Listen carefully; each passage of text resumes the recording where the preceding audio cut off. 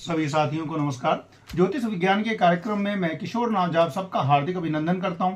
मार्च के महीने में सिंह राशि वालों के साथ नौ ग्रह क्या क्या फल देने वाले हैं, सूर्य से लेकर के केतु तक सभी प्लैनेट अपना अलग अलग प्रभाव देते हैं और उन प्रभावों का सम्मिलित प्रभाव आपके ऊपर में क्या पड़ेगा, ये सारी बातें इस वीडियो में।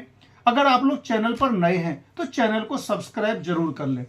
सिंह राशि यानी कि 5 नंबर, और सिंह राशि के जो स्वामी होते हैं वो सूर्य होते हैं, ग्रहों के राजा सूर्य। अब सूर्य अभी आपके 7th हाउस में शनि देव के साथ मार्च के महीने में 15 दिन तक रहेंगे, उसके बाद फिर वो अष्टम में चले जाएंगे। अब शनि और सूर्य की जब युति बनती है तो होता क्या है, शनि और सूर्य आपस में पिता और पुत्र है, दोनों आपस में घोर शत्रु हैं। तो पिता और पुत्र के बीच में किसी न किसी प्रकार का अप्रिय वार्तालाप हो सकता है।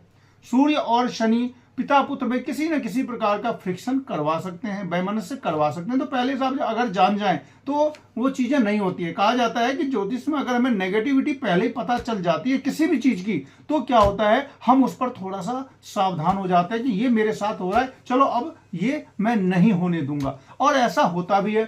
थोड़े छोटे मोटे जो ज्योतिषीय उपचार हैं उनके कर लेने से भी जो नेगेटिव चीजें हमारे लाइफ में होने वाली होती हैं वो बहुत कम पे हो जाती हैं।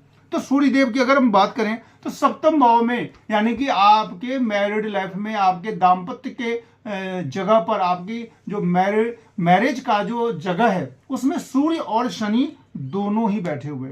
तो क्या हो गया, 7वां भाव पाप प्रभावित हो गया। 7वां भाव पाप प्रभावित हो जाने से क्या होगा, मैरिड लाइफ में समस्या आएगी। क्या होगा, किसी न किसी प्रकार का क्लेश हो सकता है, कला हो सकती है, पति पत्नी में झगड़ा हो सकता है। तो पहले से आप सावधान रहे ना, मार्च के महीने में थोड़ा सावधान रहे। अगर झगड़ा होने लगे तो बोल दो कि मेरा अभी 7वें भाव में सूर्य और शनि है जिसकी वजह से हो रहा है, और थोड़ा सा आप उपचार कर लेंगे तो वैसे सर्कमस्टेंसेस कम आएंगे। दूसरी बात, कष्टकारी यात्रा करवाया जा सकता है सूर्य के द्वारा, क्योंकि 7th हाउस यात्रा का भी होता है और वहां पे वो सूर्य और शनि की जो युति है, तो यहाँ पर यात्रा में आपको कष्ट हो सकता है। और 7th हाउस में दो प्लेनेट एक साथ जो पापी प्लेनेट बैठे हैं, तो किसी प्रकार की आप डॉक्टर के चक्कर में भी पड़ सकते हैं। तो थोड़ा सा सावधान है। सूर्य देव के लिए अर्घ देते रहे और शनि देव के लिए हनुमान जी की आराधना करें। अब बात करते हैं मंगल देव की। मंगल अभी आपके 11th हाउस में, 11th हाउस में वैसे भी पापी प्लैनेट बहुत ही ज्यादा अच्छा फल देते हैं, और मंगल की जो दृष्टि पड़ती है वो आपके 6ठे भाव पे पड़ती है और वहां पर उनकी उच्च राशि है। तो मंगल की जब उच्च राशि पर में दृष्टि पड़ती है, खासकर 6ठे भाव पर, तो ये शत्रु हंता योग बना देती है। मंगल क्या करेगा, आपको हर हाल में विजय प्राप्त करवाएगा शत्रुओं पर, आरोग्यता देगा, क्योंकि जब क्रूर ग्रह की दृष्टि पड़ती है 6ठे भाव पर तो आरोग्यता देता है। तो अगर आप कोई गंभीर बीमारी से ग्रसित हुए या फिर पहले से बीमार चल रहे हैं तो समझ लीजिए कि मार्च के महीने में शारीरिक स्वास्थ्य का लाभ मिलेगा, आप बिल्कुल ठीक हो जाएंगे। धन की प्राप्ति होगी, क्योंकि मंगल देव की दृष्टि पड़ती है कहां पर, बैंक बैलेंस पर, तो धन की वृद्धि तो जरूर करवाएगा। और मंगल है कौन, मंगल तो आपका भाग्य का स्वामी है। मंगल आपका 9th हाउस का लॉर्ड है, भाग्य का स्वामी होकर के 11th हाउस में बैठ गया। कितना अच्छा संयोग बन गया, क्योंकि भाग्य का स्वामी बैठ गया आय के भाव में, तो भाग्य से आपको आय की प्राप्ति तो होगी, और वो आय का मालिक देख रहा है आपके बैंक बैलेंस को, तो यहां पर आय की वृद्धि तो होगी, साथ ही साथ वृद्धि भी होगी और पैसा जमा भी होगा। तो मंगल यहाँ पे आपके लिए काफी अच्छा फल देने की स्थिति में है।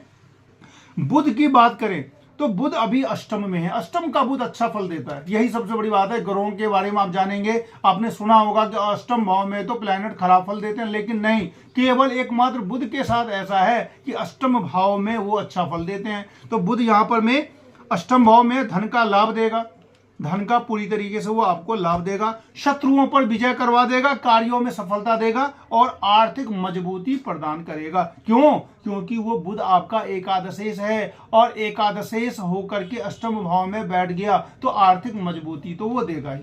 तो बुध भी अच्छा फल देने वाले हैं। अब बात करते हैं गुरु की।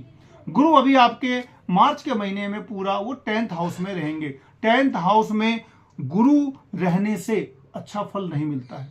हालांकि दृष्टि पड़ती है 4थे भाव में पड़ जाएगी, तो वहां पे आपको जमीन और मकान लेने की स्थिति तो बनाएगा, लेकिन साथ ही साथ वो किसी भी काम को होने में रोकने की कोशिश करेंगे गुरु। तो यहाँ पे 1 महीने की बात है, उसके बाद 14 मई का आप इंतजार करें। देखिएगा, मैं 14 मई को गुरु जो ही आपके 11th हाउस में गए, उसके बाद पूरे के पूरे 13 महीने तक गुरु आपको इतना ऊंचाइयों पर लेकर जाएंगे कि आपको भी लगेगा कि नहीं, प्लेनेट का फल तो मिलता है। अभी मार्च के महीने में गुरु अभी आपको बहुत अच्छा फल नहीं देने वाले हैं। इसके लिए आप अगर कुछ रेमेडी चाहते हैं, खास करके गुरु की ही अगर आपको अंतरदशा चल रही है तो काफी लाभ मिलेगा, क्योंकि गुरु आपका पंचमेश है। पंचमेश की दशा में काफी अच्छा लाभ मिलता है। लेकिन अगर आपका शनि की अंतरदशा चल रही है तो इस परिस्थिति में गुरु आपका कोई सपोर्ट नहीं कर पाते। अगर गुरु खुद ही गोचर में अच्छा ना हो और शनि की अंतरदशा चल रही हो तो गुरु बैक लगाते हैं। तो थोड़ा सा आपको सावधान रहना, हनुमान जी की आराधना करनी है बिल्कुल, और चिंता बिल्कुल भी नहीं करनी। मार्च का महीना निकल जाएगा, 14 मई के बाद अपने आप गुरु ऐसा फल देंगे कि आपको भी लगेगा और ज्योतिष पर विश्वास हो जाएगा। बात करें शुक्र की, तो शुक्र और बुध लक्ष्मी नारायण योग बनाए हुए हैं अष्टम भाव में। विलास की सामग्री में वृद्धि होगी। अब देखिए ना, तीनों प्लैनेट बुध शुक्र राहु तीनों के तीनों आपस में बिल्कुल ऐसे मित्र हैं, एक दूसरे के प्रबल मित्र हैं। बुध का जो शुक्र है वो प्रबल मित्र है, शुक्र का बुध प्रबल मित्र है, राहु और शुक्र में मित्रता है, राहु और बुध में मित्रता है। और ये तीनों प्लैनेट ऐसा संयोग बना हुआ है कि तीनों के तीनों मित्र एक साथ अष्टम भाव में चले गए हैं और एक साथ बैठे हुए हैं और लक्ष्मी नारायण योग भी बना रहे हैं। तो लक्ष्मी नारायण योग बन जाने से क्या होगा, आपको विलास की सामग्री जो भी होती है, धन और वैभव, इसमें आप खर्च करेंगे, आपको अपने आप परिस्थिति बनती चली जाएगी कि आपको सारी चीजें मिलेगी, अब बड़े आराम से मिलेगी। बहुत अच्छा फल मिलने वाला है। अब बात करते हैं शनिदेव की। मित्रों, यहां पे थोड़ी सी आपको सावधानी अब रखनी होगी पूरे 2.5 साल तक। क्यों रखनी होगी, सारी बातें मैं डिटेल से बतलाता हूं। शनि आपका है कौन, छठे और 7वें घर का मालिक। 7वां घर जो होता है वो अरिष्ट का होता है, मार्केश का होता है। दूसरा और 7वां जो होता है ना वो अरिष्ट होता है, यानी कि मार्केश होता है, यानी कि वो शनि खराब फल देने वाला होता है। तो वो शनि तो ऑलरेडी अभी आपके सूर्य और शनि के साथ सप्तम भाव में युति बनाए हुए हैं, तो थोड़ा सा नेगेटिव फल तो दिए हुए ही हैं। 30 मार्च से पहले जाने से पहले वो अष्टम भाव का फल देना शुरू कर देंगे, 1 महीना पहले। तो अष्टम भाव में जब चंद्र राशि से शनिदेव चले जाते हैं तो लगने लगती है अढ़ैया। अढ़ैया का फल 7.5 वत ही मिलता है, यानी कि 7.5 व 7.5 साल में जो आपको फल मिलेगा वो चीज यहाँ पे अढ़ैया में 2.5 साल में ही मिलेगी। शनि जब अष्टम में चले जाएंगे तो होगा क्या, शनि अष्टम में जब चले जाएंगे सबसे पहले अढ़ैया लगेगी। हाँ, किन लोगों को ज्यादा नेगेटिव इफेक्ट आएगा ये हमेशा सोच ले। करोड़ों लोगों को अढ़ैया लगती है, पता नहीं मिलियंस लोगों को वो लगता है 7.5 ही लगता है, लेकिन सबको तो प्रभाव नहीं आता। प्रभाव ज्यादा नेगेटिव उसको आता है जिसका जन्मकालीन शनि या तो मेष राशि का हो, या फिर सिंह राशि का हो, या फिर वृश्चिक राशि का हो, या फिर शनि शत्रुओं के नक्षत्र में हो, या फिर नवमांश में शत्रु राशि का हो।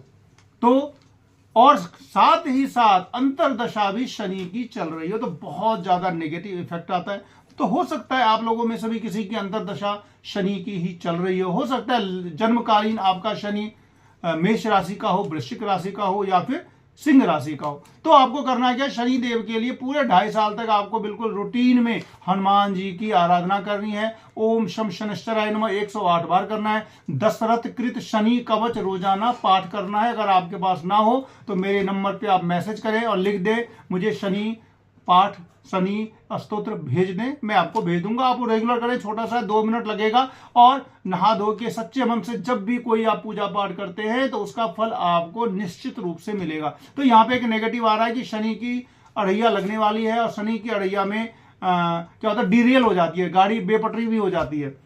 गाड़ी जो होती है चल रही है बड़े अच्छे से, अचानक से डीरेल हो जाएगी, बेपटरी हो जाएगी। तो शनि आपको बेपटरी करने की कोशिश करेंगे, लेकिन आपको बिल्कुल रास्ते पर टिके रहना है। उसके लिए आपको थोड़ा सा अपने आप को दृढ़ रहना है कि मुझे सही काम करना है। और ज्योतिष का जो भी उपचार होता है वो आप करेंगे। ज्योतिष के उपचार कर लेने से होता ही है कि नेगेटिव इफेक्ट आपके जीवन पर आएगा जरूर, लेकिन वो प्रभावी बहुत कम होगा। राहु काफी अच्छा योग बना रहे हैं मार्च के महीने में, अकस्मात धन की वृद्धि देंगे। अष्टम भाव का राहु शुक्र के साथ बुध के साथ बहुत अच्छा फल दे रहे हैं, यानी कि मार्च के महीने में तो काफी अच्छी स्थिति बनने जा रही है। आगे अप्रैल से चूंकि शनिदेव की 7.5 लगेगी तो थोड़ा जो मैंने उपचार बतलाया है वो आप करें। लाइक शेयर सब्सक्राइब जरूर करें। मिलते हैं फिर अगले वीडियो में, तब तक के लिए नमस्कार।